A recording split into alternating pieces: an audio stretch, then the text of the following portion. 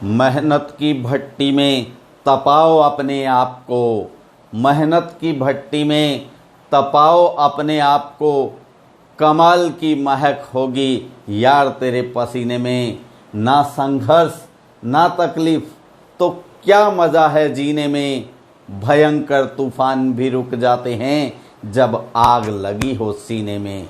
तो दोस्तों, मैं मोहन शर्मा आपके अपने YouTube channel take your goal पर आप सभी का हार्दिक अभिनंदन करता हूं। जैसा कि दोस्तों आप जानते हैं, मैथमेटिक्स की आज नई प्रश्नावली शुरू होगी, नई एक्सरसाइज शुरू करेंगे और एक्सरसाइज का नाम है एवरेज यानी औसत। ठीक है दोस्तों, औसत वह प्रश्नावली है जो प्रत्येक कंपटीशन में आती है। तो आइए शुरू करते हैं औसत। जैसा कि आप देख रहे हैं औसत के आपको फॉर्मूलाज बताए गए हैं। इन फॉर्मूलाज को आप ध्यान रखना। औसत बराबर राशियों का योग बटा राशियों की संख्या। अब इसी से ही देखें आगे सूत्र बनता है। जब हम राशियों की संख्या को औसत की ओर ले जाते हैं तो यहाँ क्या बचता है, राशियों का योग बराबर औसत गुणा राशियों की संख्या। ऐसे ही जब हम राशियों की संख्या ज्ञात करते हैं तो यह औसत योग के भाग में आ जाता है, यानी राशियों की संख्या बराबर राशियों का योग बटा औसत। ठीक है दोस्तों, ये जो मध्य का सूत्र आप देख रहे हैं राशियों का योग, यह बहुत ज़्यादा काम आने वाला है इस प्रश्नावली में। अब देखें टाइप फर्स्ट, साधारण प्रश्न, बिल्कुल सिंपल प्रश्न है ये। क्या कहा जा रहा है, एक संस्था के 5 कर्मचारियों का वेतन क्रमशः ये है 16,400, 17,600, यानी ये 5 वेतन दिए गए हैं। इनका औसत वेतन कितना होगा। तब हम पहले क्या करें, वेतन का योग, सभी के वेतन को जोड़ लें। वेतन का योग कितना हो गया, इनको जोड़ें। 16,400 प्लस 17,600, 18,000, 18,300 और प्लस 20,200। इनको जोड़ते हैं दोस्तों। तो 2 0 2 0 2 0 तो सभी में है, 2 की 2 0 लिख दी हमने। अब तीसरा अंक लास्ट से जोड़ना है, 2 2 3 5, 5 और 6 11, 11 और 4 15 हासिल 1 हासिल आ गई है दोस्तों, ध्यान रखना।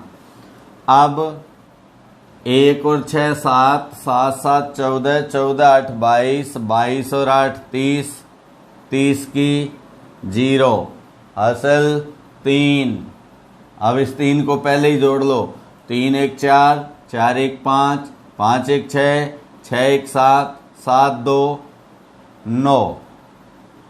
कितना आ गया दोस्तों, 90,500। ठीक है।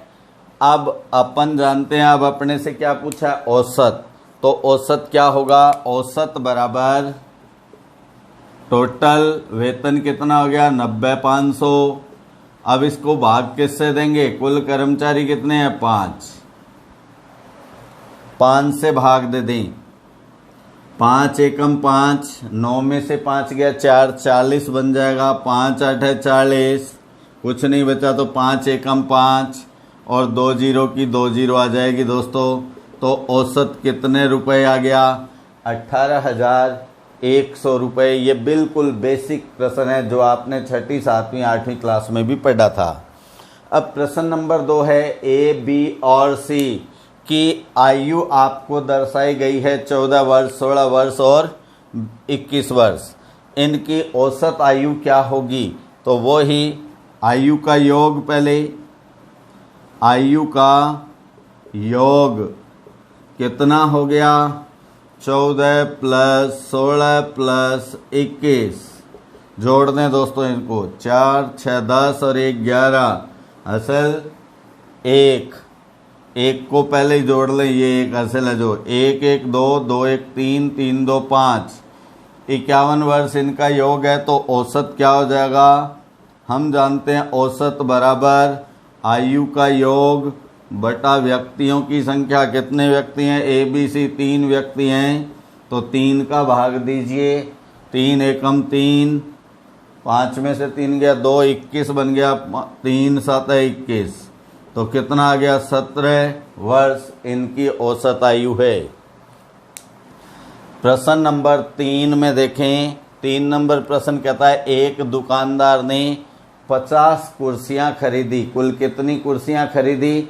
50। ये अलग अलग रेट की है। देखिए क्या कहता है, इनमें 18 कुर्सियां 90 रुपये प्रति कुर्सी के हिसाब से, और फिर 18 कुर्सियां 100 रुपये प्रति कुर्सी के हिसाब से, और शेष 14 कुर्सियां 120 रुपये प्रति कुर्सी के हिसाब से खरीदी। तो बताइए कुल कुर्सियों का औसत मूल्य कितना है? तो हम पहले देखें, 18 कुर्सियां हैं, फिर 18 हैं, फिर 14 हैं। 18 का कुल मूल्य यानी योग, जो बीच में है ना, राशियों का योग यानी मूल्य का योग। तो आप देखें यहाँ औसत कितना है? 18 कुर्सियों का 90 गुणा 18, 0 की 0, 18 नहीं में 162। ठीक है दोस्तों, 1620 रुपये। अब 18 का कुल मूल्य, इसमें भी औसत क्या दिया हुआ है? अगली 18 कुर्सियों का 100 रुपये, तो 100 गुणा 18, ये तो आसानी से गुणा हो जाएगा। कितना हो जाएगा? 1800। अब शेष 14 कुर्सियां 120 के हिसाब से 14 का कुल मूल्य कितना हो गया? औसत मूल्य है 120, कुर्सियां हैं 14, 0 की 0, फिर 14 दूनी 28, असल 2, 14 एकम 14 और 2 16, इन सबको जोड़ लें। 0 की 0, 2 8 10 की 0, असल 1, 1 6 7, 7 8 15, 15 6 21, असल 2, 2 1 3, 3 1 4, 4 1 5। कितना आ गया? 5100 रुपये।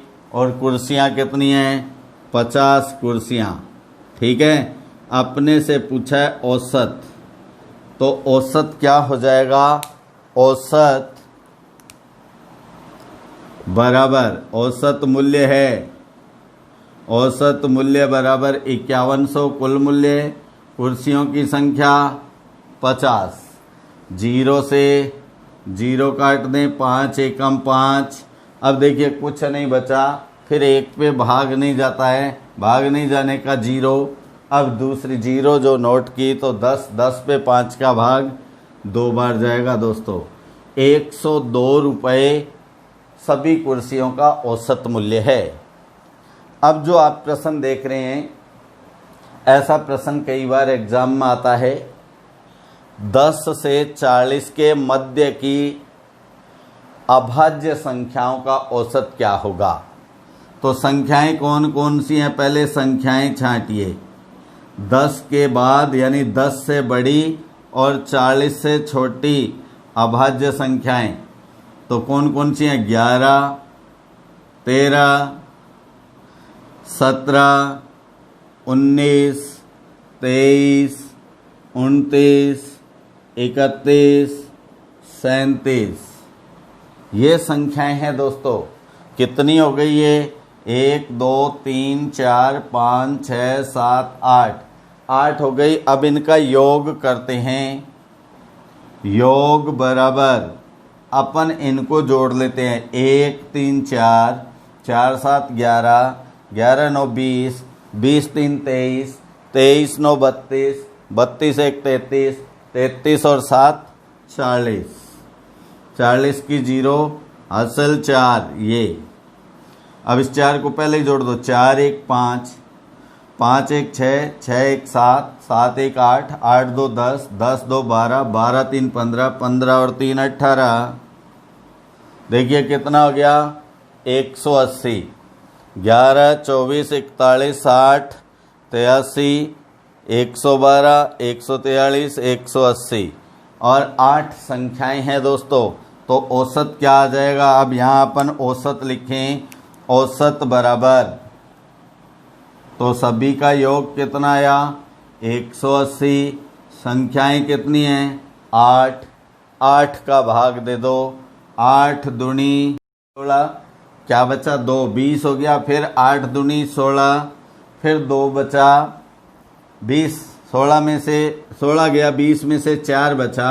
अब लगा दिया हमने पॉइंट, 4 का हो गया 40, 8 पंजे 40, तो 22.5 इन अभाज्य संख्याओं का औसत होगा दोस्तों। ठीक है, आप इनका स्क्रीनशॉट लेंगे। ठीक है दोस्तों, अब है टाइप सेकंड, टाइप नंबर 2। तो टाइप नंबर 2 है क्रमागत। क्रमागत का मतलब होता है सतत यानी लगातार। क्रमागत या समान अंतर वाली राशियों का औसत। राशियां लगातार दी हों या जो राशियां दी हैं उन 2-2 पदों में, प्रत्येक 2-2 पदों में एक सा अंतर हो तो वो समान अंतर वाली राशियां होती हैं। ऐसी स्थिति में औसत जो होता है वो औसत होता है या तो मध्य संख्या और या पहली संख्या प्लस अंतिम संख्या भाग 2। पहली और अंतिम संख्या को जोड़ो और 2 से भाग दे दो। ठीक है, अब यहाँ प्रश्न नंबर 1 है, क्या कहता है? 1 से 30 तक की प्राकृत संख्या। तो प्राकृत संख्या क्या हुई? 1 से 30 तक की, 1, 2, 3 ऐसे कहाँ तक? 30 तक। अब इनका औसत पूछा है तो आपको स्पष्ट बताया औसत बराबर पहली राशि, पहली क्या है? 1 और अंतिम क्या है? 30 बटा 2। 30 और 1 31 में आप भाग देंगे तो कितना आ जाएगा? 2 का भाग 30 में दें तो 15 और 1 में दें तो 0.5। यह औसत हो जाता है दोस्तों। सेकंड नंबर, 1 से 100 तक की कौन सी संख्याएं सम? तो ये संख्याएं कौन कौन सी हो गई? 2, 4, 6, 8 और कहाँ तक? 100 तक। औसत क्या हो जाएगा? औसत, अब देखिए पहली राशि क्या है? पहली राशि है 2 और अंतिम राशि है 100, तो 2 + 100 बटा 2 कितना आ जाएगा? 102 हो जाएगा ना। 102 में 2 का भाग दें या 2 का 50 बार भाग जाता है 100 में और 2 में 1 बार, 50 और 1 51। 102 में भी हम 2 का भाग देंगे तो 51। अब यहाँ प्रश्न नंबर 3 को देखें, क्या है? 1 से 50 के बीच की विषम संख्याएं कौन सी हुई?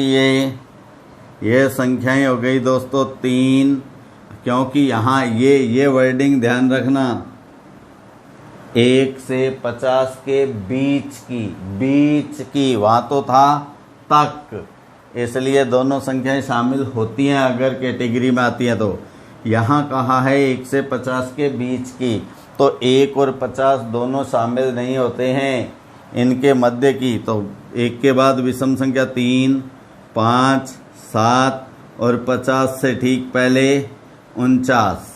तो औसत क्या आ गया? पहली राशि क्या है? 3, अंतिम क्या है? 49 बटा 2। 49 और 3 52, 52 में आप भाग दे देंगे तो क्या आ जाएगा दोस्तों? 26। इसका औसत हो गया 26। अब प्रश्न नंबर 4 क्या कहता है? 8 के पहाड़े का औसत। तो 8 का पहाड़ा तो आपको आता है 8 एकम 8, 8 दूनी 16, 8 तिया 24, ऐसे 8 दया 80। ये पहाड़ा होता है। तो औसत क्या हो जाएगा? पहली राशि कितनी है?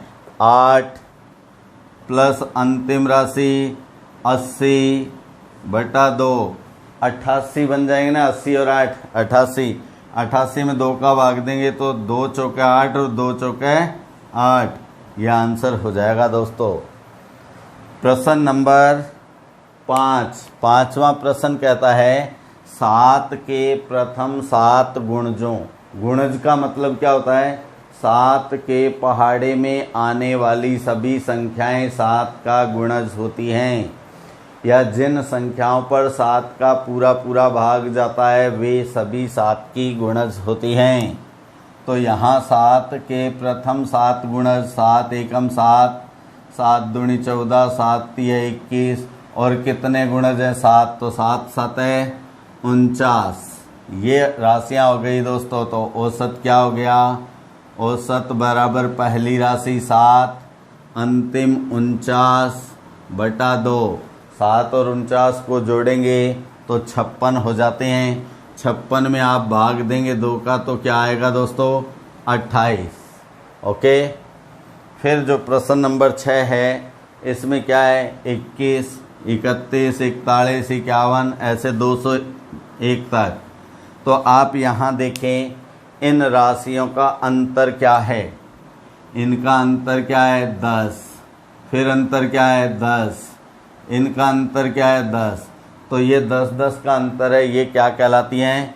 समान अंतर वाली राशि, समान अंतर वाली राशियाँ। तो औसत क्या हो जाएगा? पहली राशि 21, अंतिम राशि 201/2। इन दोनों को जोड़ें तो 222 में 2 का भाग दें तो क्या आता है? 2 एकम 2 एकम 2 एकम 111 इसका आंसर आ जाता है दोस्तों।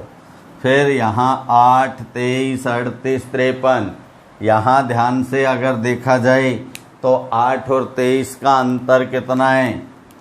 8 व 23, 23 में से 8 घटाएंगे तो 15, 38 में से 23 घटाएंगे 15, 53 में से 38 घटाएंगे 15। तो ऐसे 15-15 समान अंतर है। तो औसत वही फॉर्मूला जो अपन कितनी बार कर चुके हैं अभी।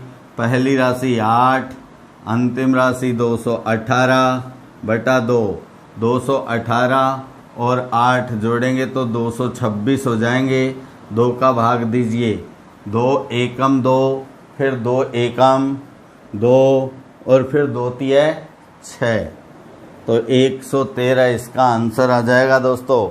नेक्स्ट क्वेश्चन नंबर 8 में देखिए क्या है? 10, 30, 50, 70 कितना कितना अंतर दिखता है आपको? 20-20 का अंतर दिखता है ना दोस्तों। तो 20-20 का अंतर है। तो यहाँ औसत वही फॉर्मूला, वो का वही फॉर्मूला क्या? पहली राशि 10, अंतिम 210/2। 10 को जोड़ो 210 में तो 220/2। 2 एकम 2, फिर 2 एकम 2, 0 की 0। तो इस प्रकार 110 इसका आंसर आ जाता है दोस्तों। अब यहाँ एक बात आप ध्यान रखना, औसत के सभी प्रश्नों में लागू होती है, वो मैं यहाँ आपको लिख देता हूँ। नोट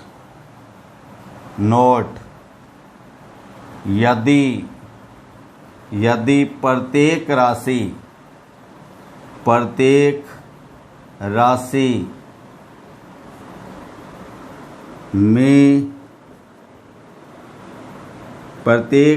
में अब यहाँ 2-3 पार्ट है दोस्तों। क्या क्या है? n जोड़ा जाए या n घटाया जाए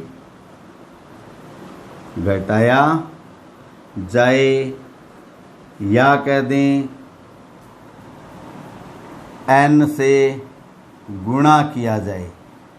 n से गुणा किया जाए। अब यहाँ देखो, जो प्रत्येक राशि है, प्रत्येक राशि में परिवर्तन किया जा रहा है। या तो प्रत्येक में n जोड़ रहा है, या प्रत्येक को n से गुणा कर रहा है, या प्रत्येक में से n को घटाया जा रहा है। तो इसका प्रभाव किस पे पड़ेगा? औसत पे। तो औसत में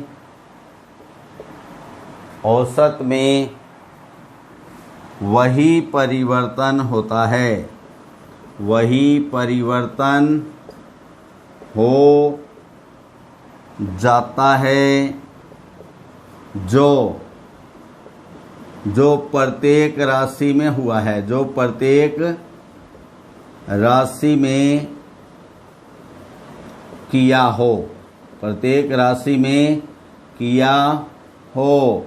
अब दोबारा ध्यान देना, इसका मतलब है अगर प्रत्येक राशि में n जोड़ा जाएगा तो औसत में भी n जुड़ जाएगा, प्रत्येक राशि में से n घटाया जाएगा तो औसत में से भी n घटेगा, और प्रत्येक राशि को n से गुणा करेंगे तो औसत को भी n से गुणा हो जाएगा।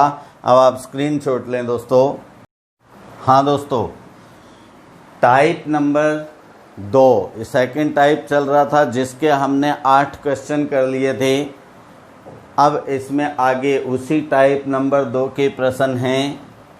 यदि 5 क्रमागत राशियों का औसत 58 है तो उनमें सबसे बड़ी राशि कौन सी होगी?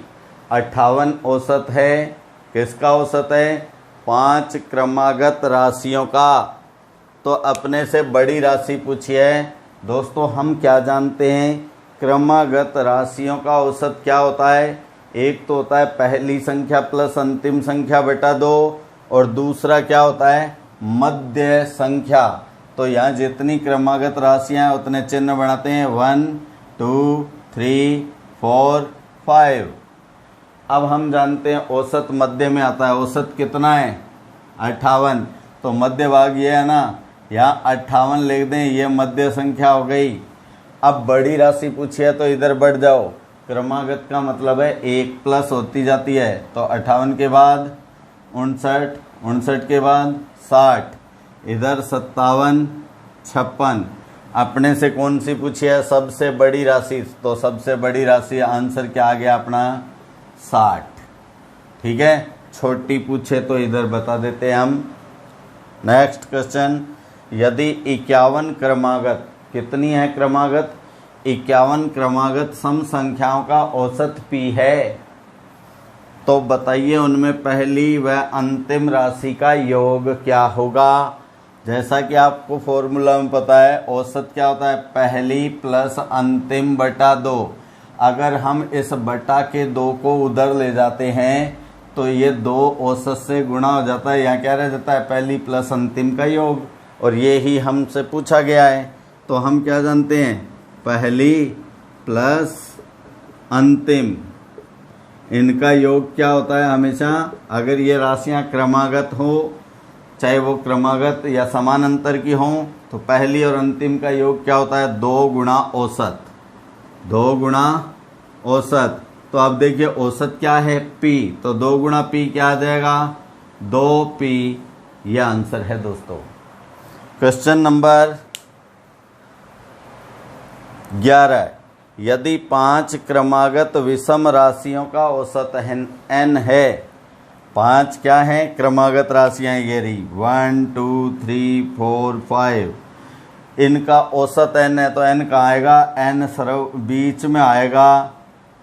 अब अपने से क्या पूछिए? सबसे छोटी राशि। तो आप जानते हैं जो मध्य में राशि आ गई, इधर तो इनमें 2 2 बढ़ेगा क्योंकि विषम है। विषम हो या सम हो, उनमें अंतराल 2 का होता है।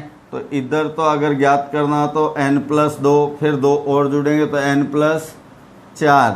इधर आएगा तो 2 घटेंगे, n-2, n-4। अब अपने से पूछा सबसे छोटी राशि, तो कौन सी है सबसे छोटी राशि? n-4। कहाँ है? Option number 4। यह ऑप्शन नंबर 4 अपना आंसर होगा दोस्तों। ओके, क्वेश्चन नंबर 12 नंबर प्रश्न में देखें, यदि 7 क्रमागत संख्याओं का औसत क्या है? x है। यदि इनके बाद की 3 क्रमागत संख्याएं शामिल की जाएं, तो आप ये देखें 7, 1 2 3 4 5 6 7, इनका औसत क्या है? x, जो मध्य में लिखा जाएगा ये x। ओके, अब अपन जानते हैं इधर क्या एक एक कम है, x minus 1, x minus 2, x minus 3, ऐसे ही इधर प्लस होगा x plus 1, x plus 2, x plus 3। ये सातों राशियां हैं जिनका औसत x है। अब क्या कहा गया है, यदि इनके बाद की 3 क्रमागत संख्याएं और सम्मिलित की जाएं, देखो इनके बाद की 3, 1 2 3, ये 3 और सम्मिलित कर ली जाएं तो आप जानते हैं इनका मान क्या होगा। यहाँ मान लिखने की वैसे ज़रूरत नहीं होती है क्योंकि ये राशियाँ क्रमागत हैं, क्रमागत में मध्य होती है औसत। तो ये 7 तो पहले से थी, 3 और हो गई तो कितना हो गई 10। ठीक है दोस्तों, x plus 4, x plus 5, x plus 6। हम क्या जानते हैं, औसत क्या हो जाता है इनका, पहली राशि प्लस अंतिम राशि बटा 2। पहली क्या है x माइनस 3 प्लस अंतिम क्या है x प्लस 6 बटा में क्या होगा 2। तो कितना आ गया दोस्तों, x कितने हो गए 2x प्लस माइनस के 3 प्लस के 6 तो प्लस 3 रह गया ना, बटा 2। 2 में भाग दें तो x प्लस 3 में भाग देंगे तो 1.5। अब आपने यहाँ ये ध्यान रखना है जितनी भी क्रमागत राशियाँ दी हैं और उनका औसत दिया है, यदि उनके बाद की राशियाँ भी शामिल की जाती हैं तो जितनी राशियां शामिल करेगा उससे आधे की वृद्धि होगी। जैसे यहाँ कितनी राशियां शामिल कर रहा है 3, तो 3 का आधा 1.5 होता है ना, इसलिए औसत में 1.5 की वृद्धि हो गई क्योंकि x तो पुराना औसत है ही, 1.5 की वृद्धि हो गई। अगर यहाँ 4 राशियां शामिल करता तो कितने की 4 का आधा 2 की वृद्धि होती दोस्तों। ठीक है, ये तो मामला है क्रमागत संख्याओं में। लेकिन अगर यहाँ क्रमागत संख्याएं नहीं देकर क्रमागत सम और क्रमागत विषम दे दी तो उनमें अंतराल 2 का होता है। तो जितनी राशियां होती हैं उतनी ही शामिल होती हैं, या आपको ये बात याद है कि जितनी राशियां शामिल होती है उससे आधे की वृद्धि होती है। तो आधे वृद्धि तो आधे की होती है लेकिन अंतर का गुणा और होता है। सम संख्याओं का अंतर 2 होता है तो आधे को 2 से गुणा करेंगे तो जितनी राशियां हैं उतनी संख्या आ जाएगी ना, वो ही विषम में होता है। अब यहाँ देखें, ये जो क्वेश्चन आप देख रहे हैं ये पटवार एग्जाम में पहले आया हुआ क्वेश्चन है, बहुत शानदार प्रश्न है ये। यदि a b c d और e 5 क्रमागत राशियां हैं तो औसत क्या होगा। तो हम क्या जानते हैं, हम जानते हैं 1 2 3 4 5 ये 5 राशियां हैं। क्या क्या हैं ये, A है, B है, C है, D है, E है। अगर यहाँ अपने पास ऑप्शन नहीं होते तब तो हम जानते हैं कौन सी राशि क्रमागत राशियों का औसत क्या होती है, मध्य राशि। तब तो हम कह देते कि C इसका औसत है। लेकिन ऑप्शन की शर्तों से हमें बांध दिया है जिसमें C नहीं है। तो अब हम क्या जानते हैं, इसके लिए हमें ध्यान देना होगा ऑप्शन जो दिए हुए हैं उनमें अक्षर कौन सा है। उनमें अक्षर देखिए दोस्तों, प्रत्येक में A अक्षर है, मतलब जो मान आएगा A के सापेक्ष आएगा। तो आप जानते हैं पहली राशि A है, मैं दूसरे कलर से इसको लिख देता हूँ। पहली राशि क्या है, A है, तो A के अनुसार दूसरी क्या होगी, क्रमागत राशियाँ हैं तो 1 बढ़ेगी ना, A प्लस 1, ये A प्लस 2, ये A प्लस 3, ये A प्लस 4। तो मध्य में कौन सी राशि है दोस्तों, C की वैल्यू क्या है A प्लस 2। तो A प्लस 2 यहाँ क्या हो गया, औसत हो गया है दोस्तों। ठीक है, अब आ गया इस टाइप का अंतिम प्रश्न। यदि कुछ क्रमागत सम संख्याओं, राशियां कैसी हैं, सम संख्याएं, कितनी है पता नहीं है, कुछ क्रमागत सम संख्याओं का औसत A है। जब इनके तुरंत बाद की 3 क्रमागत संख्याएं और सम्मिलित की जाएं तो नया औसत क्या होगा। अभी इस प्रश्न में बताया था ये तो क्रमागत राशियां हैं, ये क्रमागत सम राशियां हैं, तो जितनी शामिल करेगा ना सम या विषम उतने की ही वृद्धि होती है। तो यहाँ कितने की वृद्धि हो जाएगी, 3 राशियां शामिल कर रहा है, 3 की। पुराना औसत क्या है a, तो नया औसत क्या हो जाएगा a प्लस 3। इसे हम ऐसे समझ सकते हैं दोस्तों, ध्यान देना, एक सिंपल से उदाहरण से आपको समझाता हूँ, क्योंकि अपने को यहाँ पता नहीं है राशियाँ कितनी हैं, लेकिन राशियाँ सम है ये हमें पता है। हम यहाँ सम राशियाँ लिखें, जैसे 2, 4, 6, 3 सम राशियाँ लिख दी, तो औसत क्या है, औसत क्या है 4। अब ये कहता है इनके बाद की 3 सम संख्याएं और लिखो, तो 6 के बाद 8, 10 और 12। अब ये राशियां हो गई ना, इनका औसत क्या होगा, तो आप क्या जानते हैं, प्रथम प्लस अंतिम बटा 2। तो प्रथम है 2, अंतिम है 12 बटा 2, 2 12 14 में 7 आ गया। तो पुराना औसत क्या था 4, अब है 7, कितना बढ़ गया 3। क्यों, क्योंकि 3 राशियां शामिल की थी। तो जितनी सम संख्याएं क्रमागत शामिल की जाती हैं उतने की ही औसत में वृद्धि हो जाती है। ठीक है दोस्तों, क्लास अगर पसंद आई हो तो आप इसे लाइक और शेयर कीजिएगा। चैनल को जिन्होंने अभी तक सब्सक्राइब नहीं किया है सब्सक्राइब कीजिएगा, बेल आइकन को प्रेस कीजिएगा दोस्तों, ताकि अगली क्लास तुरंत आपके मोबाइल स्क्रीन पर हो। नमस्कार दोस्तों, जल्द मिलते हैं अगली क्लासेस में, तब तक के लिए जय हिंद।